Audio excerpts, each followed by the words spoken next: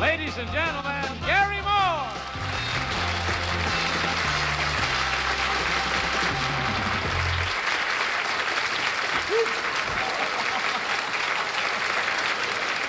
Hey there, fellas. Happy Friday. Thank you, and welcome to Tell the Truth. Now, our first guest today, I hope I haven't wrecked things here. Our first guest today is a palm reader who has devised a wonderful way for anybody at all to read his own palm. Now, as you see here, this is a print of a hand that happens to be my hand. Now, all I have to do to make this thing work is to compare it with a group of cards that come packed in a box, and I pick out from these specific cards the lines that match up with the lines on my hand. And I tried it before the show, and really it's remarkably accurate. Where's the book that was in here? Yeah, you see, after you've matched the lines up, you look into this little book called Touch, which is the name of the game. And it tells you about yourself, and it says here, my real name is T. Garrison Morfitt. I was born on January 31st. My wife is called Nell. I have 2 sons. I love peanut butter and jelly sandwiches, and I'm double jointed in my right thumb. And that's true. You want to see? Isn't that absolutely disgusting? I think so. Anyhow, it also goes on and says, you better hurry up and introduce the panel or we'll never get to play to Tell the Truth. So, let's meet the group. Kitty Carlisle. Tom Poston. Peggy and Bill Cullen.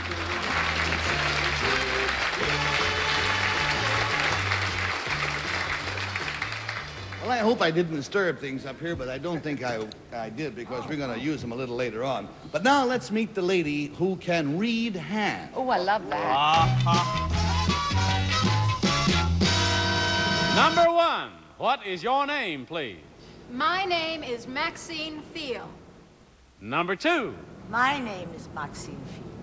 Number 3. My name is Maxine Field. All right, panel, our job is to find out which one of these 3 ladies is indeed Maxine Field, and let's listen to her efficamen. I, Maxine Field, analyze hands.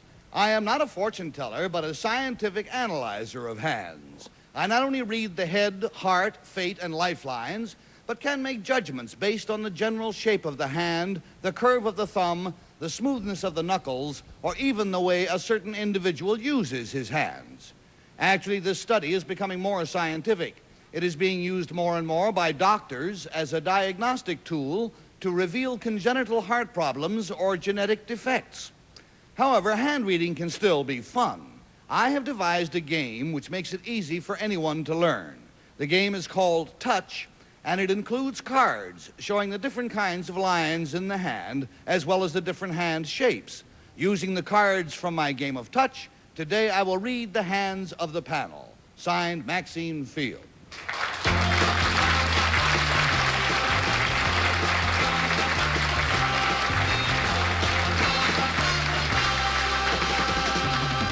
So, panel, if you have anything to hide, you better take your crayons and rearrange your lines while we listen to a few commercials out here. Now, panel, remember that these 3 ladies all claim to be Maxine Field, who can read hands, and we'll start the question with a lady who said, oh, goody, as soon as the whole thing started. Peggy, let's go with you. Thank you. You know, believe it or not, I have the game Touch. It's really fun. Now, number 3, how can you tell a genetic defect from the hand? Well, there are many ways by which you can do this, but one of the most apparent would be a simian line. A what? A simian line. Is that from the monkey? Well, it's a fusing of the heart and head lines, and monkeys do have it. Number 1, have you ever heard of a lady called Doris? No, I haven't.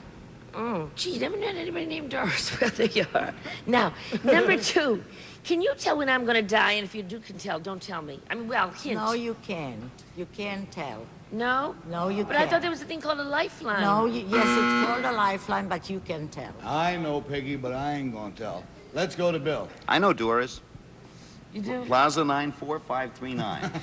Oh, excuse me. Number 2, what in my hand would... Now, you said heart defects. Now, what happens that tells my hand, that puts something in my hand when my heart doesn't work so well? Number 2. That's a silly question. Well, that has to do with Jupiter and Neptune. It's very complicated, some kind of thing. Jupiter and Neptune are in there? Yes.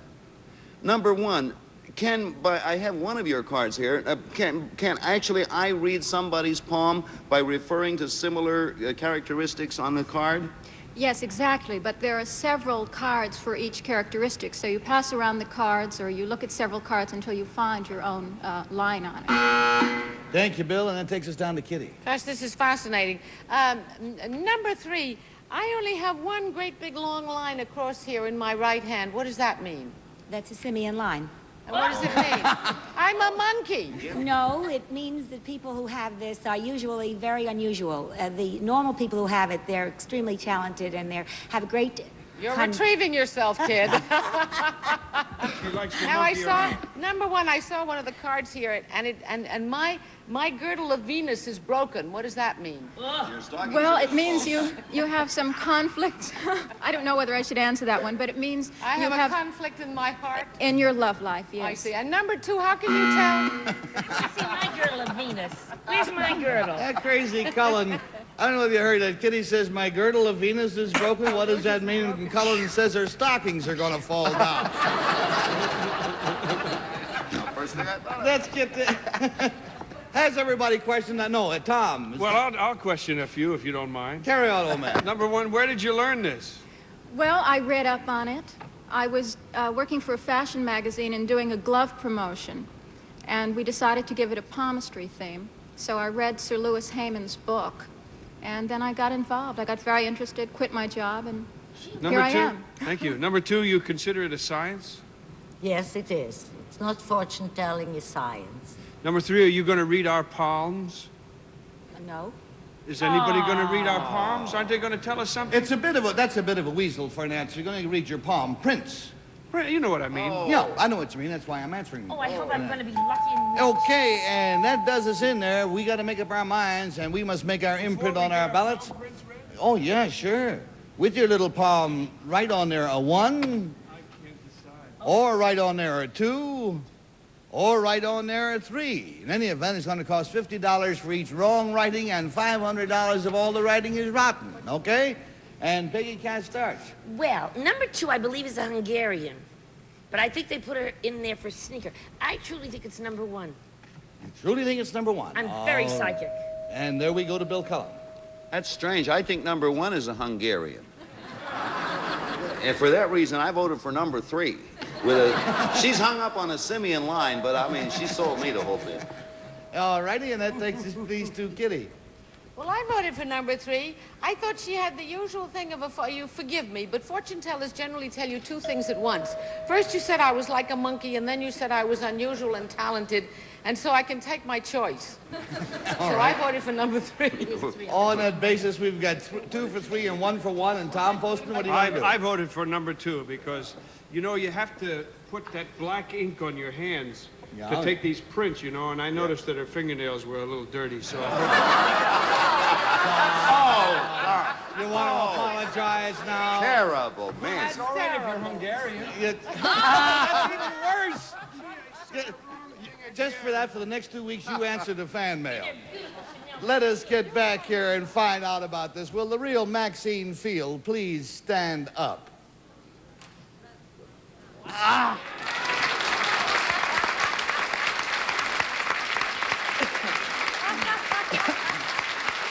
Maxine, we'll be back to you for your revenge in a moment. Let's find out about number 1. Number 1, what is your real name, please, and what do you do? I'm Charlotte Lipson, and I'm with Yardley of London, the cosmetics company. And number 2, oh, you got one wrong vote. What is your real name, please? My name is Josephine Romflat, and I don't do nothing.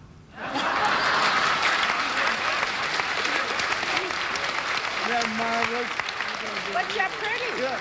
You know what's funny is I do the same thing she does, only I get paid for it. He's more fortunate than... Now, Maureen, I understand that as well as analyzing hands, you have something to do with hand care, beauty care for your hands. What is that? Yes, I'm a consultant with Cheeseboro Ponds for their new hand lotion. And actually, what I do is hope to make women love their hands and use them more. Well, we'll find out whether or not the people love their hands, but if you'll join me here center stage, we're going to read some palms and over here. Okay. Now, I think this, I don't know, I'm not sure whose that is. Who is that? That's Kitty's. That's Kitty. Right. Now, Okay. Kitty said, I only saw one of her hands, and if she has a simian line, actually, I'm a hand analyst, I'm not a fortune teller, but actually, a simian line, people do think of it as being, belonging to a monkey. But normal people who have it have an extremely brilliant, artistic, creative bent, and they have an agonized kind of sadness to them, and that's what I meant. It really wasn't, you know, both ways. You have a beautiful star of Apollo under your ring finger, which shows a gift for languages. You'll always be in the limelight. If you're not in the limelight, you'll be with people who are.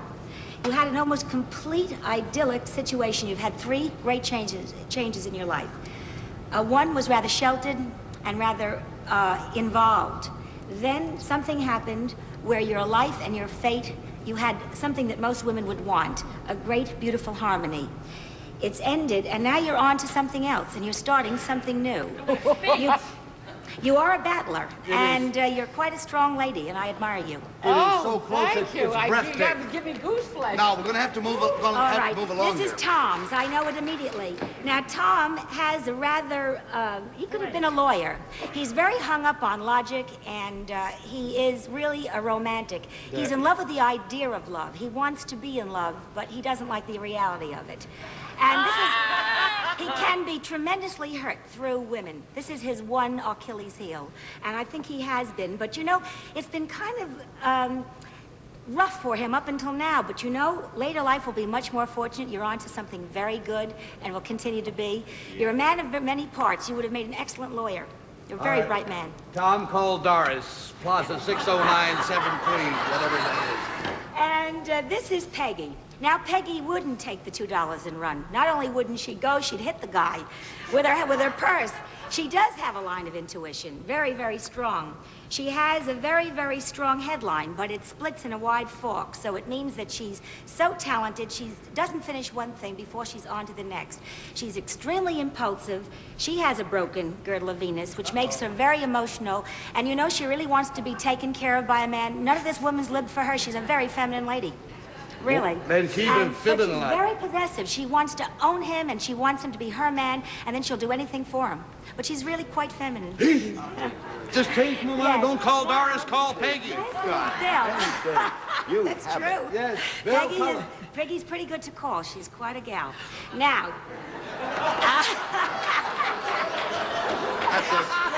That's a commercial. Now we have Bill. Now, I'd like you to notice all of these lovely people have had one thing in common. This separated small finger. But with Bill, it's way apart from the rest of his hands. It's remarkable. It wants nothing to do with the rest of the fingers. It's a graft. No, it tells me that some psychological bias was set up here. That there might have been some over emotionalism, or that he might have been too self-protected or protected as a child, or some kind of illness here. But this set up a psychological bias that this man wants to do everything himself. His way, he's tremendously independent. He wants nothing for nothing. He's marvelous around groups. He'd be very good in politics. He has a great, great feeling for people. He has magnetism. He can lead them. He's a We very... are out of time, Oh, no, go Gee. right on. No, I'll talk to you after the show. And a large hand for Marion Barrett and friends. Thank you so much for being with us on the television.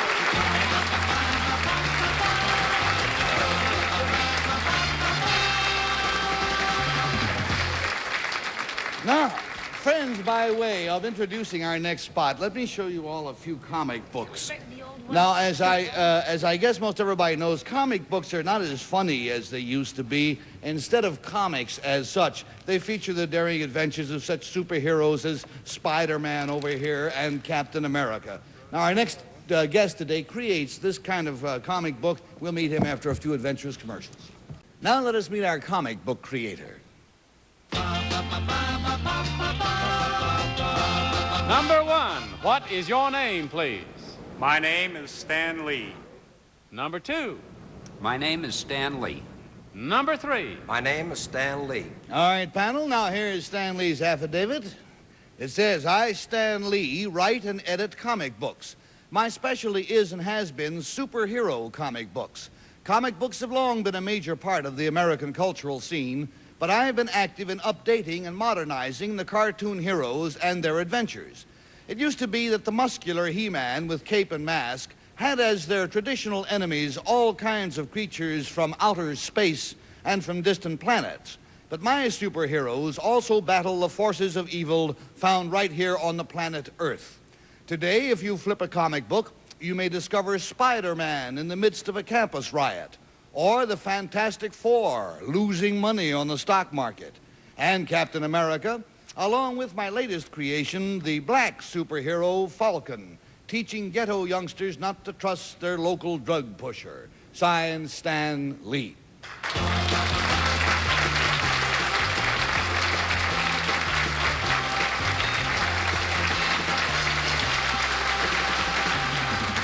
And Tom Poston, what do you want to ask? I presume, number 3, that's when it says you write and edit them. You don't actually draw them, is that correct? Number 1, Stan Lee, has that always been your whole name? Yes. In other words, it sounds like your name might have been Stanley something, and you... Well, it is Stanley Lee. Really. Stanley Lee. Thank you. Number 2, who asked you to write them in the first place? Instead of, didn't traditionally all the artists wrote and drew their own things at the same time, didn't they? Yes, they did originally, but after a while, they got too busy to do their own stories, so the writers began to do them. Thank you. Thank you, Tom. That takes us to Peggy. Thank you. Number 1, who's Captain Midnight? He's another cartoon character. Thank you. And number 3, in a very big popular movie, there was some guy called, I think, Captain America. Do you know what movie that was? I don't remember the name of the movie, but Steve Rogers played that part. Thank you. Now, number 2, who draws Peanuts? Charlie Schultz. And number 2, who draws Blondie? Chick Young, I believe. And number 1, Peanuts always comes out in hardcover. Is that the only comic book that's really always produced in a hardcover before it goes into paperback? Oh, no, there are others that have been produced. Number 2, how much money is... And from Peggy, we go to Bill Cullen. Number 2, these comic books that you're talking about, do these like Captain America, he's in a comic book. Is he also in a regular daily strip in the newspapers? No, he isn't.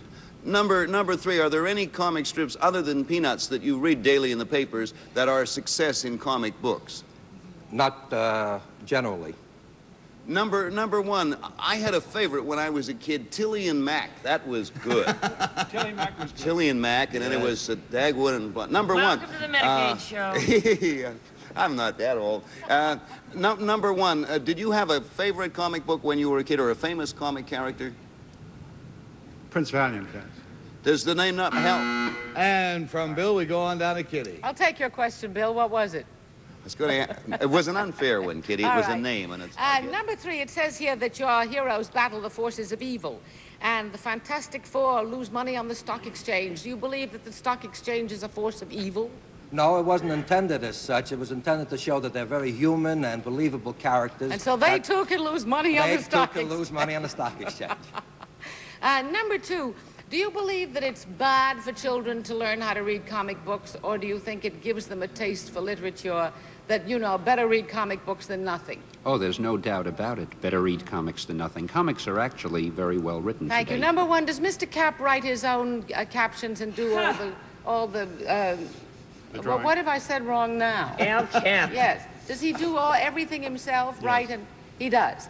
And number 3, And that does it. On that information, we must mark our ballots. And as usual, we put on them a 1, or we put on them a 2, or we put on them a 3. It costs us $50 for each wrong vote, $500 if all the votes are wrong, and Tom Poston starts. I do start. Well, You it do. just happens that I had a simple figure to make, so I was ready in time. I voted for number 1, because he looks like somebody named Stanley. All right, and Peggy? I voted for number 2, because I think he's cute. Hey there, forget Doris. Call Peggy. Here you go. Got 1 and 1 and 2, and Bill Cullen and what? Well, I voted for number 2 for another reason. Yeah, actually, That's what he says. I voted for number 2 because he came up with a lot of names of artists, comic strip artists. And I had a great question, but I didn't have time for it. Oh, Jane, So I it's voted for 2 number for 2 and 1 for 1, and we go to Kitty. I voted for number 1 because I think he looks like Prince Valiant. And on that basis, you've got, there we go. Will the real Stan Lee please stand up? There's Stan Lee.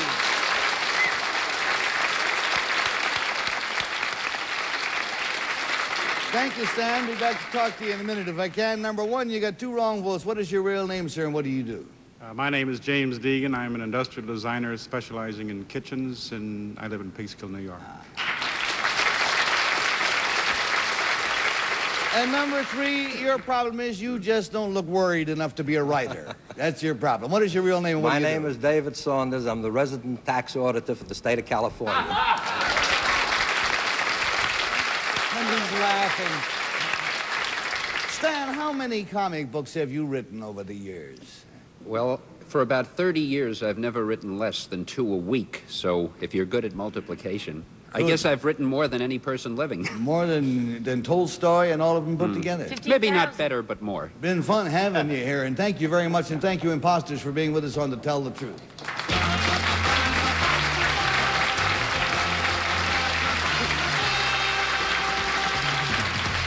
Well, Tom, we can't call it a week without saying what a joy it was to have you back with us, Tom. Here. And panel and friends. That's very nice of you. Thank you, Gary. It's a pleasure to be here. And good night, Doris. Wherever you are. Hi, Doris. Good night, everybody. We will see you come Monday. In addition to the cash awards, our central characters today will receive Terra, a carousel wig, shaggy back, side temples, bangs, and a crown of curls, an easy care 100% monocrylic wig from Carousel. Transportation and other considerations provided by Chevrolet, featuring the 1971 Chevelle, America's most popular midsize car. New bumpers and grills, same solid, dependable performance at a Chevrolet price. This is Johnny Olson speaking for To Tell the Truth, a Mark Goodson, Bill Todman production.